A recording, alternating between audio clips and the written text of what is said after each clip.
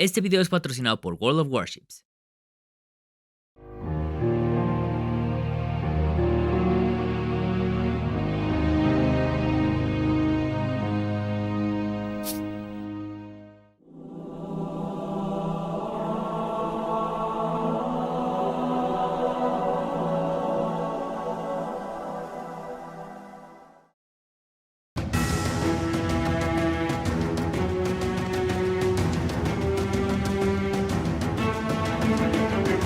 ...25 de septiembre de 2007... cada tienda de videojuegos llena de personas, adolescentes, niños, adultos e incluso adultos mayores. Ya había un rey en Occidente, y ese era Halo. La tercera parte había llegado. Cuando Bungie lanzó Halo 3, los first person shooters ya estaban posicionándose como el género dominante. Pero aún con estas afirmaciones, creó un hito dentro de la industria que influyó en franquicias futuras y ajenas a Halo. No solo entre la comunidad que disfrutaba estos juegos, sino en básicamente todo el mundo, desembocando en una base de jugadores que se triplicó y en ingresos masivos para la compañía, terminando así de posicionar a Microsoft como uno de los tres grandes, junto a Sony y Nintendo. Y esto es importante. Halo ha pasado por una evolución importante desde Halo Combat Evolved en 2001 hasta Halo Infinite en 2021, y los diferentes medios audiovisuales que cada día son más notorios. Pero de todos los juegos de esta franquicia, Halo 3 se caracteriza por el inesperado drama y giros alrededor de su propio gameplay, que gracias a la música, al diseño de niveles y narrativa, llega a un nivel de inmersión debatiblemente superior al de las entregas anteriores en ese entonces. Sumado a esto, un multijugador totalmente popular gracias al antecedente que marcó Halo 2, mejorando también las mecánicas y mapas para una mayor diversión a través del matchmaking en Xbox Live. Con esto dicho, descubramos y analicemos el porqué de Halo 3 y por qué es tan recordado como uno de los videojuegos que abrieron las puertas a la nueva generación en 2007 y cómo consolidó a una generación a un nuevo estándar desde ese entonces en adelante en uno de los géneros más redituables al día de hoy. Yo soy Champ y esto es Plano de Juego, una serie de videos para analizar y ayudar a diseñar videojuegos. Si quieres saber más sobre el diseño y lo que hay detrás de las obras que nos gustan para tenerlos de referencia o simplemente porque quieres saber más, suscríbete y dale a la campanita para esperar de todos los futuros videos. Antes de continuar, quiero preguntarte, ¿ya conocías World of Warships? Si tu respuesta es no, es un juego de estrategia basado en embarcaciones reales de diferentes nacionalidades y puedes descargarlo totalmente gratis para PC. Además de disfrutar paisajes realistas y navíos históricamente exactos, podrás elegir en una variedad de más de 400 buques de guerra, 40 mapas diferentes y combatir a la par de 44 millones de jugadores en línea. Así que da clic en el enlace que va a estar abajo en la descripción para descargarlo ahora mismo. Porque, y en serio no lo digo sarcásticamente, puede ser que no puedas dejar de jugarlo gracias a su gameplay enfocado en ganar para subir de nivel y en la personalización de tus propios barcos. Ahí sí es cierto, una vez que vayas a registrarte, utiliza el código FIRE para obtener varias recompensas, como un barco premium, 20 camuflajes, 7 días de cuenta premium, 200 doblones y 1 millón de créditos. Y como deben de saber con los juegos free to play, esto es una gran ventaja cuando empiezan a jugar. Así que sea tu estilo de juego o no, realmente sí lo recomiendo, pero en vez de que solo te lo esté contando, júzgalo tú mismo y juégalo, es en serio, solo ve ahí.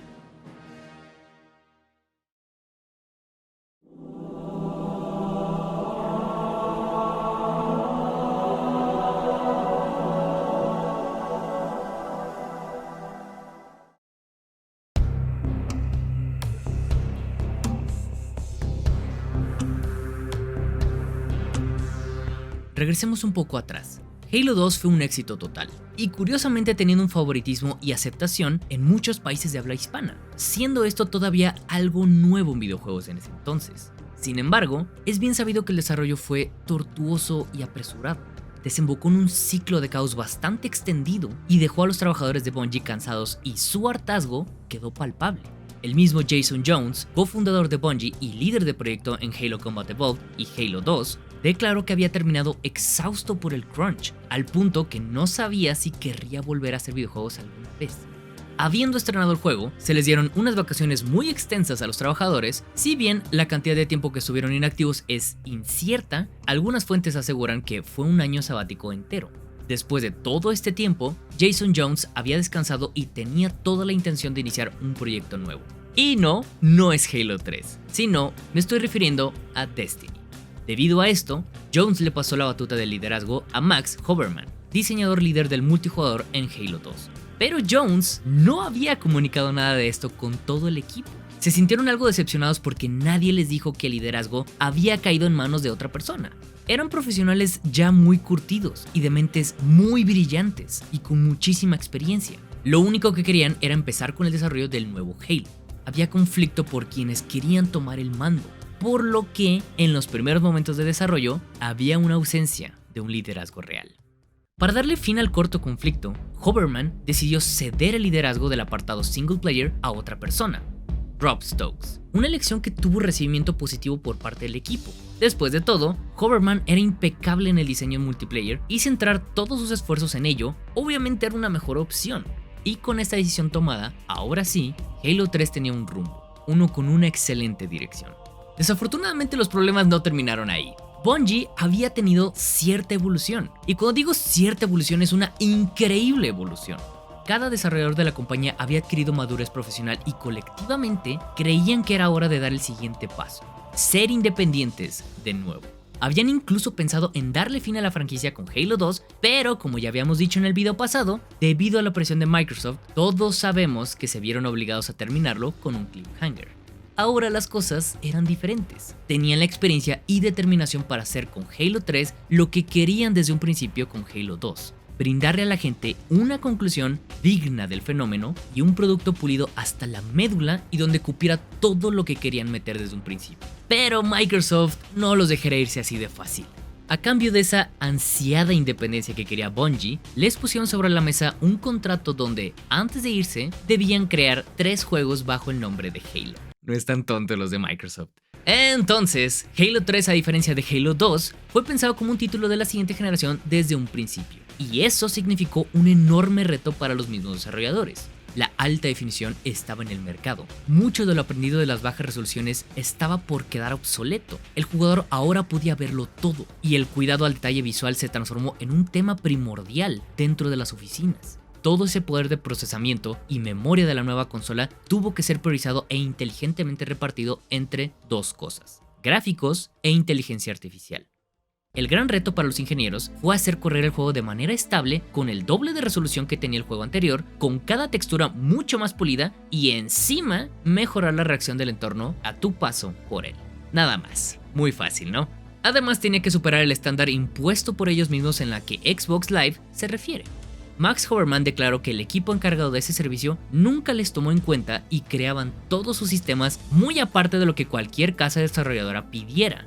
Para saber cómo implementar orgánicamente Halo 3 con el renovado servicio online de Xbox 360, Max Hoberman tuvo que contratar a un arquitecto en interfaz e interacción de usuario. Se dice que se obligaron a sí mismos a encerrarse en un cuarto completamente solos hasta que supieran cómo resolverlo. Sé que hoy en día no suena tan descabellado pensar en esto, es decir, son profesionales y las nuevas tecnologías debieron brindarles todas las herramientas necesarias para poder lograrlo. Pero recordemos que entre Halo 2 y Halo 3 solamente hubo 3 años de diferencia. 3 años, lanzados en 2004 y 2007 respectivamente. Realmente, en serio, es muy poco tiempo. Los desarrolladores básicamente aprendieron mucho del uso de las nuevas tecnologías durante el mismo proceso de hacer Halo 3.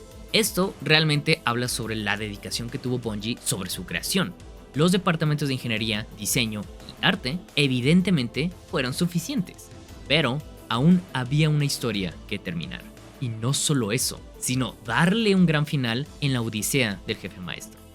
Halo 2 gustó demasiado, pero es innegable que en cuanto a narrativa, cada personaje parecía indestructible, sobre todo al que tú controlas. Para dar un paso más allá, se decidió que ahora todo tenía que sentirse en constante riesgo.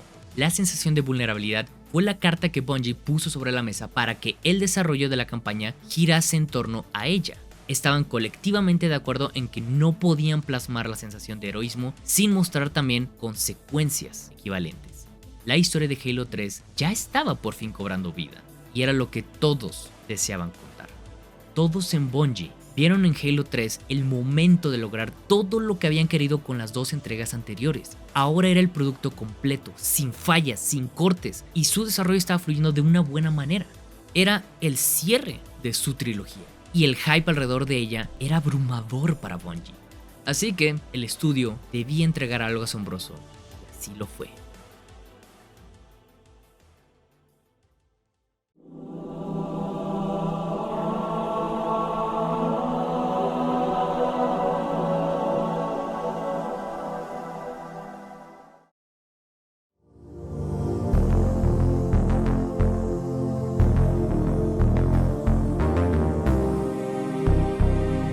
Como bien mencioné anteriormente en el video de Halo 2, la historia quedó a la mitad.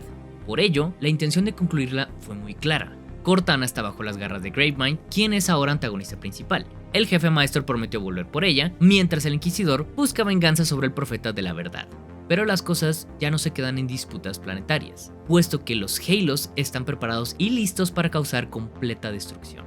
Ahora se trata de un conflicto a escala cósmica, muy al estilo de Star Wars. Cosa que generó cosas positivas como una sensación de guerra mucho más grande, pero que también cayó en cosas negativas, como un descuido de momentos puntuales con los personajes principales.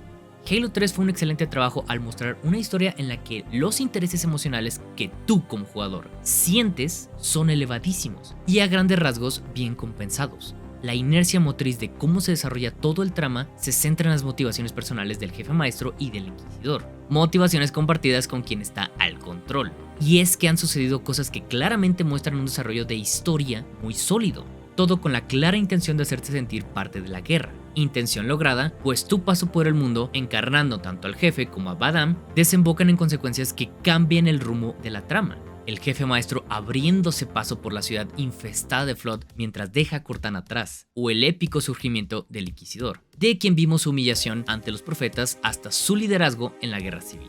La gente de Bungie realmente sabía cómo poner peso a todas estas acciones que afectan de forma global, y en la tercera parte perfeccionan esta propuesta.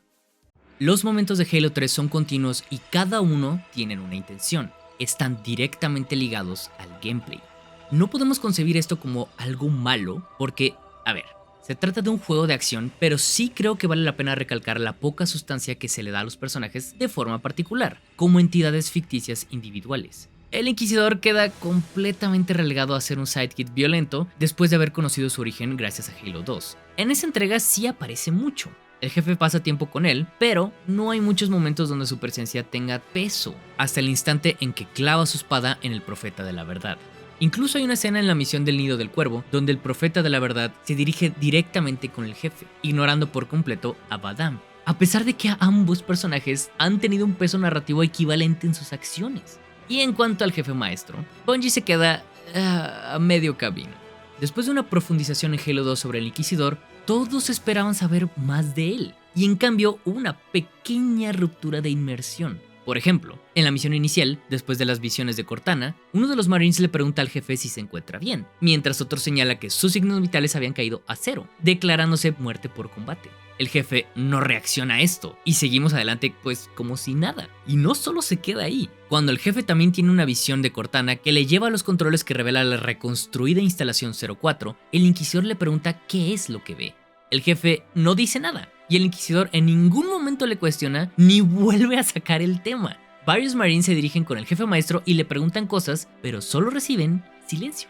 Quizá el objetivo de Bungie era esclarecer al jefe maestro, aún más como la leyenda que es, o lo que se supone que es. Y su forma de llevar a cabo fue deshumanizarlo, al punto de armar este extraño híbrido entre avatar y figura particular.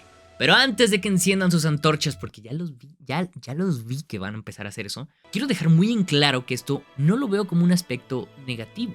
Si bien es una carencia, no afecta al objetivo real que era entregar una historia épica llena de batallas emocionantes con consecuencias y con una conclusión firme, donde la narrativa estuviera directamente ligada al maravilloso gameplay y a su diseño de niveles. Cómo lo aborda para tener tu adrenalina a tope, desembocando en una historia que se quedó en la memoria de todos. Y hablando de diseño de niveles, mejor pasemos al siguiente tema. Mejor ya pasemos. Ya no quiero que me maten aquí.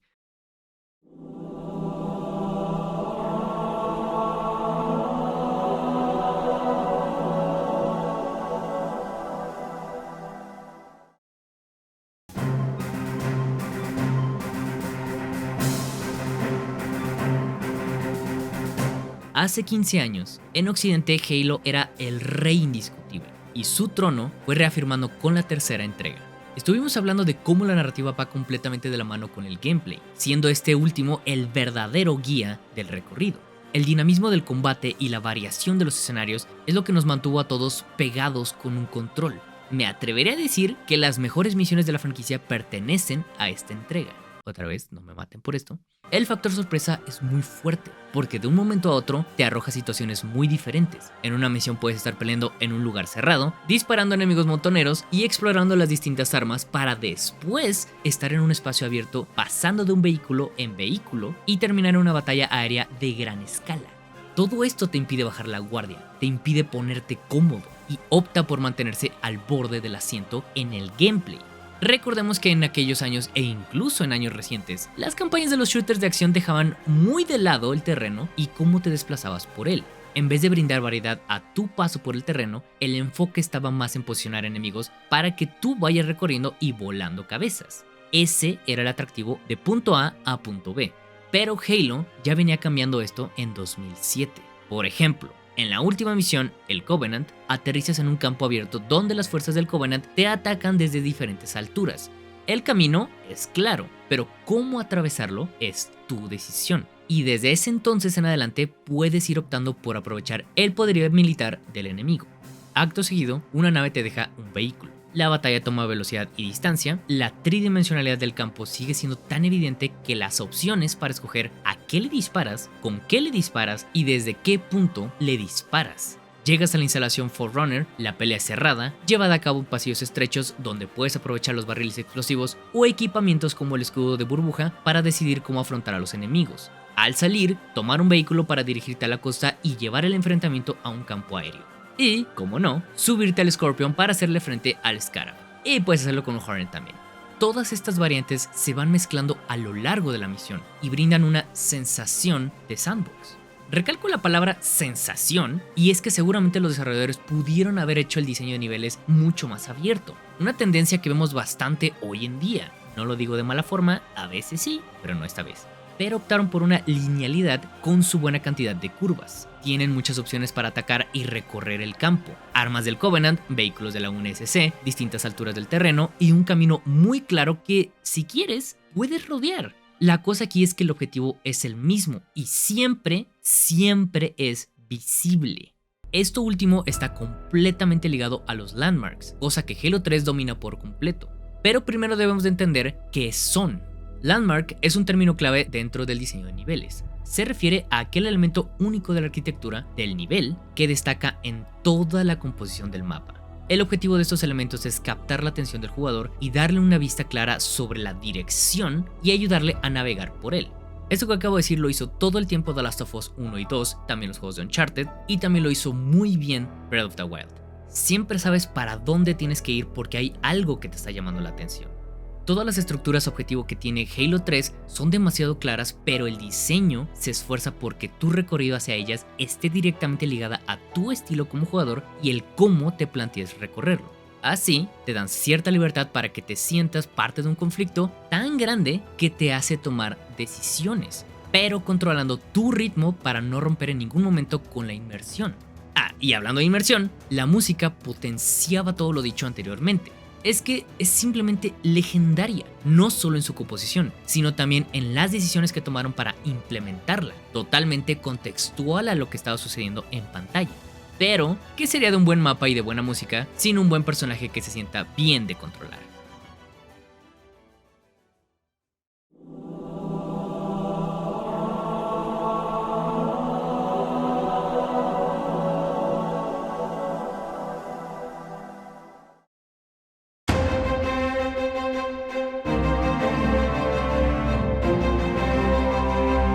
Cuando se trata de gameplay, la cosa debe ir más allá que solo presionar botones. Tiene que existir un estímulo que te dé, retroalimentación.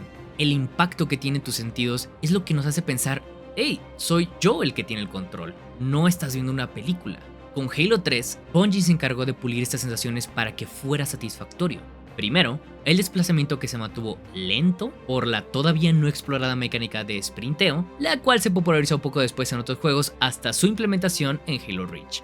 Esta misma lentitud obligaba al jugador a explorar los escenarios y contemplar los paisajes. Y realmente eso era algo que pudiera apreciarlo para cualquiera que quisiera jugar el videojuego. Y las armas, Dios, las armas. Hablando de impacto, son todas impredecibles. Podrían explotar épicamente o hacer daño insignificante, pero siempre muy divertidas al utilizarlas en el multijugador. La cantidad de combos que podías hacer era muy grande. Cargabas con 2 armas, las que quisieras. Nada de una ligera y una pesada. Halo 3 fue impecable en brindarle elección visual y mecánica para ese entonces, poniendo a tu disposición una caja entera de herramientas, cada una con su función y siendo completamente retroalimentativas. Cada forma de moverte y atacar deja en claro para qué sirve, cómo puede ser usada y cuál era su impacto en el enemigo. Nada de este juego te hace invencible, pero todo es útil. De esta manera, los diseñadores se aseguran de que la sensación de poder que adquieras fuera ganada y no regalada.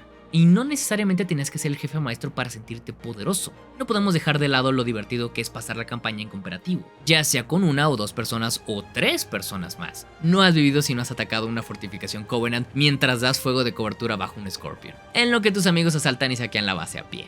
Este factor social tan fuerte en Halo 3 le brindaba a la campaña un aire distinto. Le daba otro tipo de vida gracias a distintas situaciones que eran imposibles de darse en el modo individual. Así que sí, la rejugabilidad de la campaña estaba muy bien servida con la tercera entrega.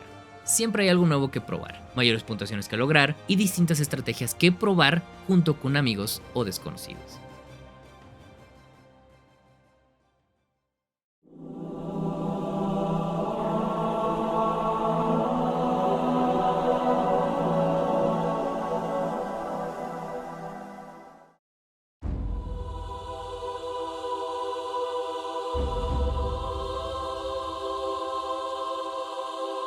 Justo cuando era impensable que el soundtrack de Halo podría ser mejor, Halo 3, no sé cómo, pero superó la expectativa con creces. En Halo Combat Evolved, la música se caracterizó por el uso de violonchelo, principalmente con coros que sumergían al jugador en un entorno muy celestial y antiguo. En Halo 2, la guitarra eléctrica y la batería jugaron un papel básico para lograr transmitir toda la acción, pero en Halo 3 se utilizó el piano y violines. Martin O'Doul y Michael Salvatori hicieron lo que mejor saben hacer: darle personalidad al juego, cuidando todos los detalles, matizando la intensidad entre cada misión para contarnos lo que estaba sucediendo de manera más profunda. De hecho, el álbum del soundtrack adquirió una posición en la lista Billboard, además de que se incluyó en varias listas del top 20 de bandas sonoras y álbumes independientes más vendidos. La banda sonora de Halo 3 se grabó con una orquesta de cerca de 60 músicos, además de un coro de 24 voces. La música se añadió 3 meses antes de su debut, la cual ni siquiera se había presentado en la E3 de 2007, justo para que cuando se añadiera correspondiera con la jugabilidad y progresión del juego, encajando a la perfección. En todo el juego se logra percibir una sensación de nostalgia, de suspenso y de melancolía. Y no era para menos, la seguridad de la humanidad pendía en un hilo en este juego. El Covenant llevaba la delantera en la batalla y por si fuera poco, un Graveman tenía la mira del planeta entero. Destrucción, explosiones, dolor y muerte. Sí, una odisea llena de epicidad que no solo hacía homenaje a piezas emblemáticas de los juegos pasados, sino que las reinventaba y añadía otras todavía más intensas. Era el fin, ya se había acabado estos juegos, no más jefe maestro. O al menos, pues bueno, era lo que querían hacer creer.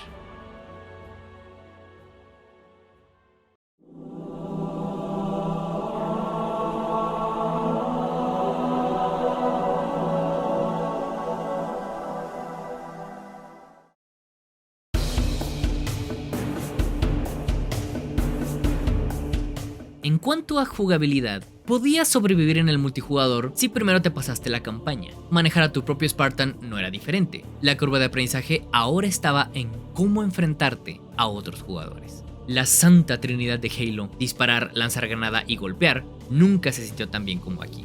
Esto era todo lo que necesitaba Bungie para entretener a la creciente base de jugadores. Por supuesto que hay contribuyentes que le dieron un aire fresco con respecto a Halo 2, como los ya mencionados equipamientos o vehículos. Y una función que causó bastante hype en su momento fue el uso de un arma en cada mano. Sí, sobre el papel suena bien y también era divertido de usar, pero lo que la gente quería era matar Spartans, y para eso solo necesitaban hacer lo que ya sabían hacer.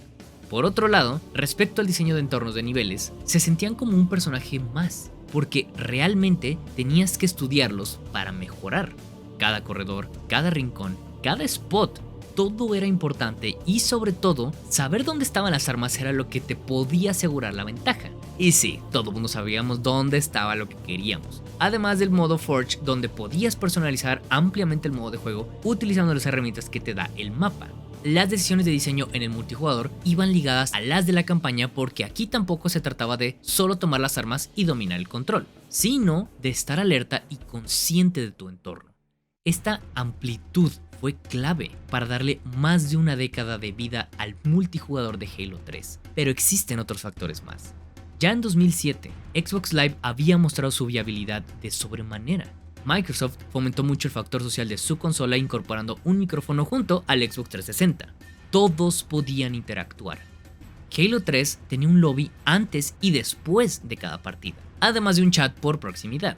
Gracias a todos estos elementos, era un juego increíblemente social. La boca en boca de lo divertido y sencillo que era interactuar con otros jugadores hizo que muchísima gente se comprara este juego, casi que solo por su apartado multijugador.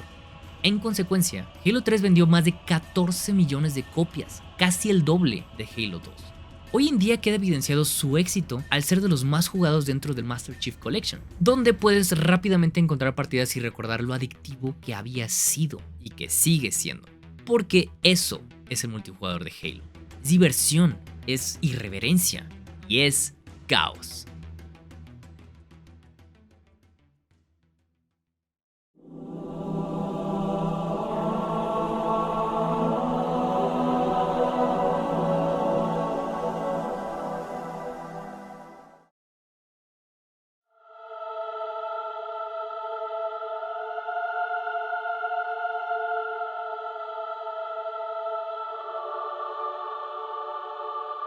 A pesar del agotamiento ocasionado por Halo, las disputas con Microsoft y la inicial falta de liderazgo, Bungie se las arregló para entregar algo más que solo otro juego de Halo. Cuando cada mente involucrada en un proyecto pone todo de sí, aplicando cada conocimiento y encima dejando amor y cariño en su creación, el resultado final culmina en algo trascendental e inolvidable, y es palpable aquí. Pudieron haber dado solo un Halo 2 corregido y aumentado, además de una conclusión digna para la saga, aunque después nos dimos cuenta que pues nos engañaron, pero ese es otro tema para otro video. Sí, va a ser otro tema de otro video. Pero no solo eso, supieron revolucionar los conceptos impuestos por ellos mismos. Tomaron las decisiones de diseño correctas y además aprovecharon por completo el crecimiento exponencial que el multijugador estaba sufriendo. Halo 3 se propuso perfeccionar todos sus elementos, desembocando en mecánicas de combate, diseño de niveles, diseño de multijugador que hoy en día se siguen usando, iterando y mejorando. Porque Halo 3 no seguía tendencias, y esto es en serio, las impuso. Noches enteras donde todo Occidente parecía estar extasiado por Halo 3.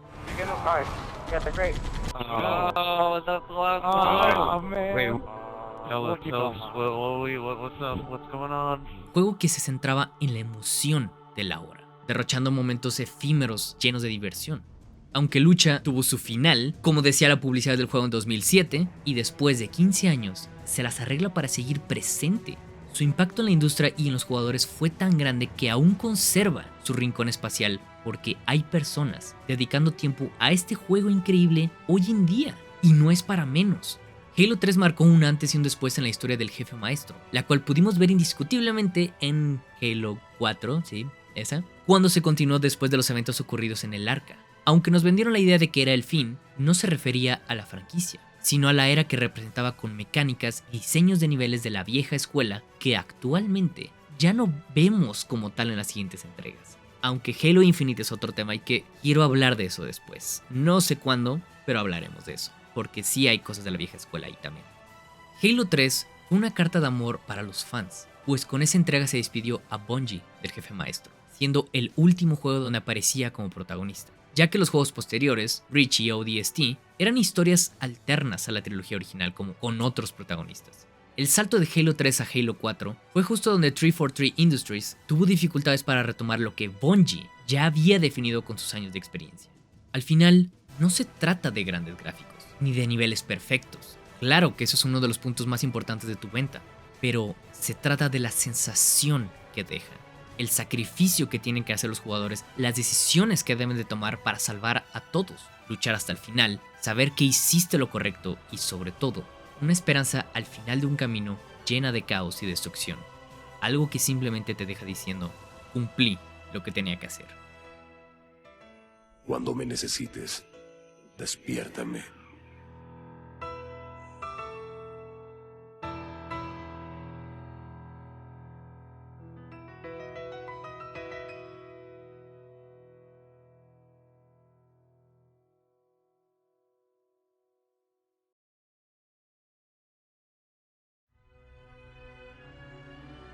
Si llegaste a esta parte del video, solo quiero decirte, tú que estás viendo esto, tú eres genial.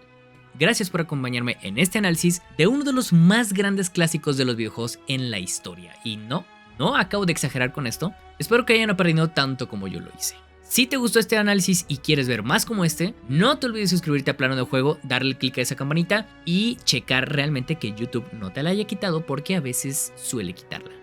Y como siempre se los estoy diciendo, no se olviden de poner el videojuego que yo estoy haciendo junto con el equipo de Halberd Studios, 9 Years of Shadows, en su lista de deseados en Steam. Si estás aquí y todos en serio lo ponen en su lista de deseados, nos ayudan muchísimo para crecer esto. Quiero decirles que próximamente va a haber nuevas actualizaciones de 9 Years of Shadows. Yo sé que tal vez han visto muy seguido lo mismo, pero se los juro que ahora va a existir algo nuevo. Y en serio, es hermoso. Así que, como siempre se los digo, yo soy Champ y trabajen duro, pero nunca dejen de jugar. Los veo a todos y los espero para aprender en un nuevo video. Cuídense mucho y paz a todos.